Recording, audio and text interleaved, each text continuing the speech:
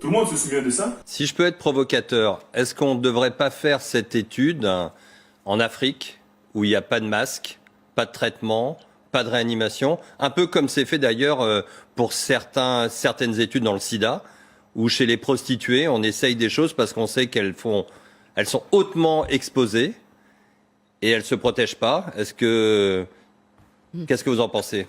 Alors vous avez raison, et d'ailleurs on est en train de réfléchir en parallèle à une étude en Afrique justement pour faire ce même type d'approche avec le BCG, un placebo.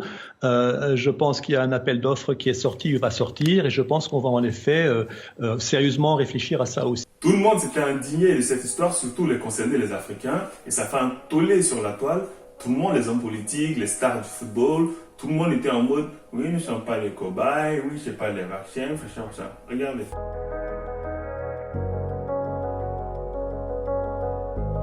Parmi toutes ces réactions, quelques-unes ont attiré mon attention.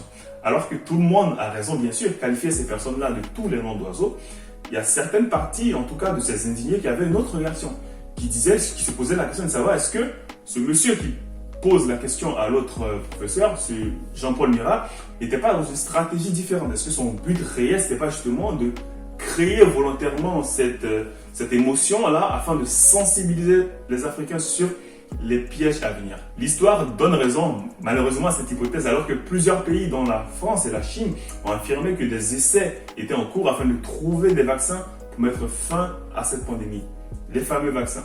Le 24 avril, avec l'Organisation mondiale de la santé, avec tous les acteurs de la santé mondiale réunis pour la première fois en un temps record, autour de principes communs, qu'il s'agisse de fonds verticaux, d'États, de fondations privées, nous avons lancé l'initiative ACT-A pour d'une part accélérer la conception et la production des moyens de diagnostic, de traitement et de vaccins.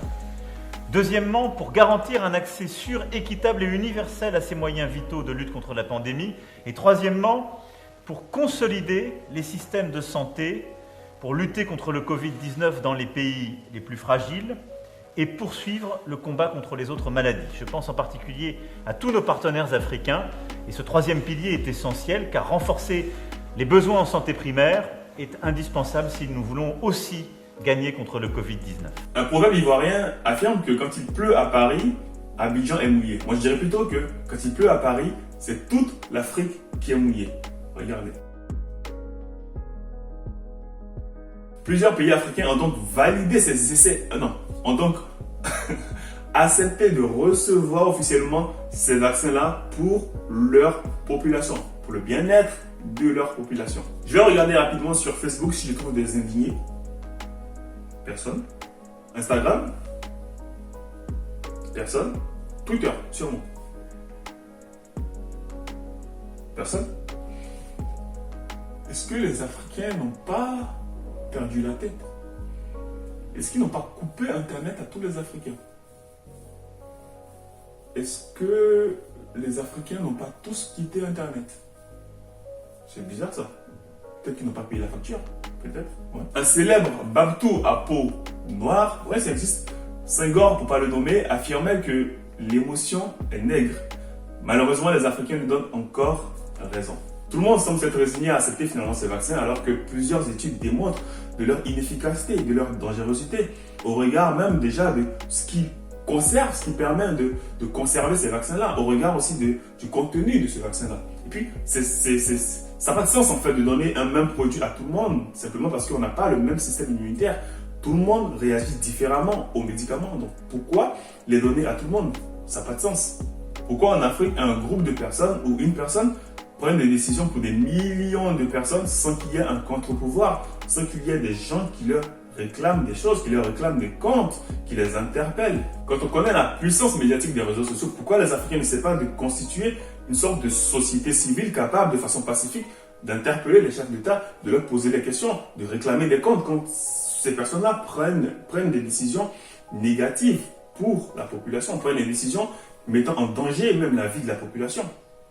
Plutôt que de perdre le temps sur les réseaux sociaux en train de commenter des débats d'artistes, des débats de stars en pacotille sur les réseaux sociaux. C'était mon coup de gueule aujourd'hui. J'espère vraiment que les Africains vont prendre conscience au regard de l'état du continent et s'engager réellement afin de laisser un continent libre et rayonnant à notre communauté, à nos descendants. Comment s'engager? D'abord, viens nous rejoindre sur YouTube, je te laisse le lien en description. Tu pourras retrouver des vidéos très intéressantes qui vont te permettre de t'éclairer, de voir, de mieux comprendre le monde réel dans lequel nous vivons, afin, je l'espère, de faire émerger en nous ces Africains nouveaux, Africains avec grand A, parce qu'il s'agit des Africains du continent et ceux de la diaspora, afin de rendre ce rêve possible. C'était Imhotep et je te dis à bientôt pour une prochaine vidéo.